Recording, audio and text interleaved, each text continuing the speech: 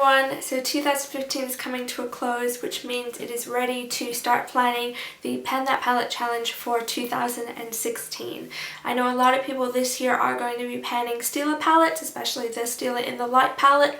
Unfortunately, I don't own any Stila eyeshadows, so I won't be panning that palette with everyone, but I have picked a palette that I would like to pan over the course of 2016, and this will be my first intro for it. So the palette that I'm panning in 2016 is the Balm Balmsai Palette. This is an 18 pan eyeshadow palette. This is it upside down because here's a giant mirror.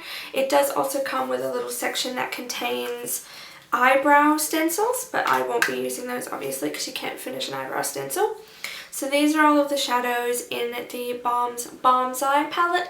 It's a really nice mix of neutrals and colors. It also includes 5 matte colors and 3 colors that you're supposed to use as liner or as eyeshadow.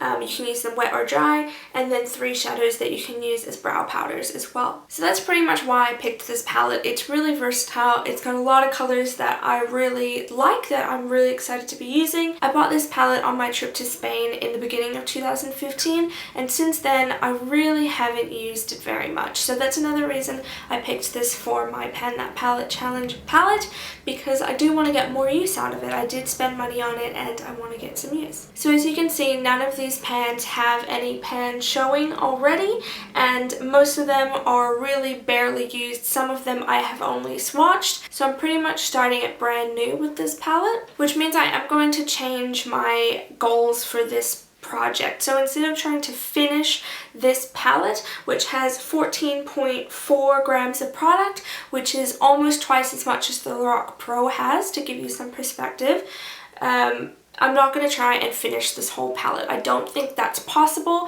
I think I'd be putting way too much pressure on myself. Considering this is the first time I'm going to attempt this challenge, I don't want to set myself up for failure, and I don't want to get bored, and I don't want to start hating this palette or not get use out of other products in my collection.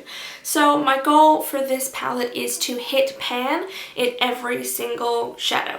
So that will be 18 pan showing. I do think it is possible for me to finish some of these eyeshadows, considering there isn't that much product in each of them, but I'm not going to put that pressure officially on myself. If it happens, it happens. If it doesn't, that's okay. Especially with these ones down here, or this darker brown, I do really think I might only be able to hit pan. I know I'm going to be using them almost exclusively as liner products.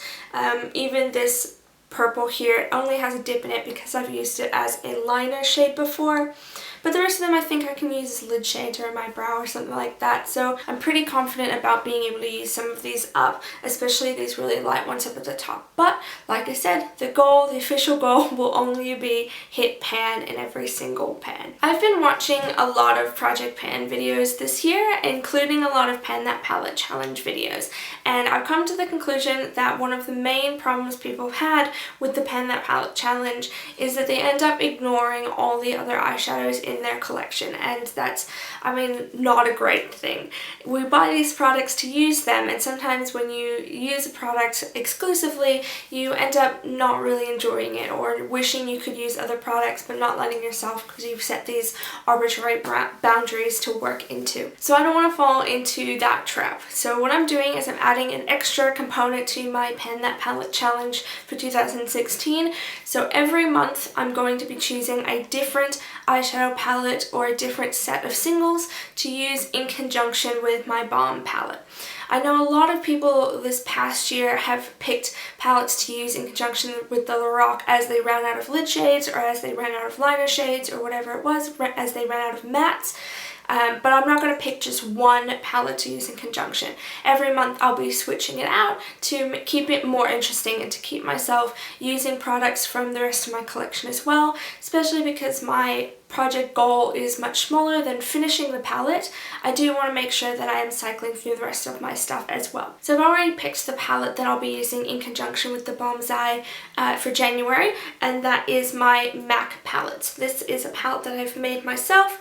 If you watched my ridiculous eye matte haul, you'll know that almost half of these shadows I actually purchased in November, and I've been getting heaps of use out of this palette recently. I've really been loving warm shades recently, probably because it's summer here clear and really nice and hot. So today I'm wearing Woodwinked all over the lid with Star Violet in the outer corner and Kid in the crease, and I've really been enjoying that, and Naked Lunch in the inner corner. So I want to keep using this palette, I want to keep playing around with it. I've nearly hit pan in Naked Lunch, so I'd like to see if I can hit pan in that soon. But I just want to get some more use out of these shades. They've been neglected pretty much since I've owned them, and now I've got some new ones to reinvigorate this palette. I want to get some more use out of it and continue to love it into January. Especially because I think the MAC palette has some more mid-tone neutrals. I think it'll work really well in conjunction with the Balmsai palette. But either way, I'm interested to see how they work around each other and to see which palettes I pick for the rest of the year to work with the Balmsai. So I'll just give you one last look. This is the palette that I'm going to attempt to hit pan in every single shadow in the next year. This is the Balmsai palette. I'm really excited to be joining in with this challenge this year. I've spent a lot of money on beauty in 2015, and next year I really want to focus on using the products I have in my collection, working through some of them, working through half of some other ones, and just getting a lot of use out of the products that I already own. And I think joining in this challenge will be a really good kickstart for that, and a really good way to join in further with the Project Pan community. I'll let you know I will be doing video updates as well for my project, but I will only be doing those every 2 months. I'm planning on doing a lot of projects next year, and I only really upload videos once a week, so I don't want to get it too cluttered with update videos.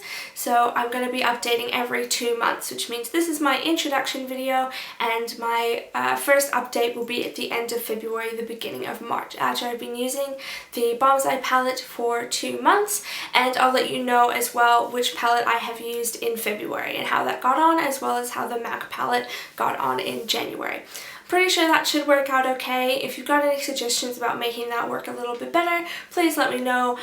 We've got a whole year to work on this, so maybe if the first update doesn't work out, we'll work out a different schedule. So there you go. Those are my plans for the Pan That Palette challenge in 2016.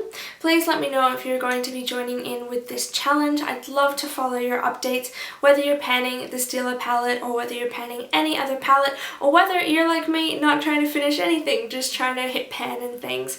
Please let me know. I'd love to come and support you. Otherwise, thank you so much for watching. Have a great day. Bye.